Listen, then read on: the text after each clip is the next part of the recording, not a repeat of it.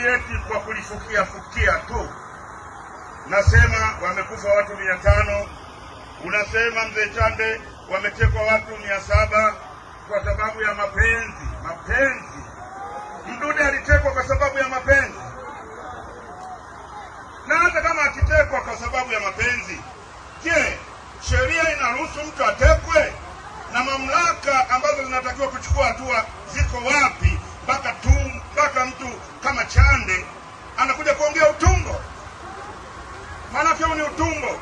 Watu tunapoteza watu, tunapoteza marafiki, tunapoteza familia, tunapoteza watu, wanatekwa.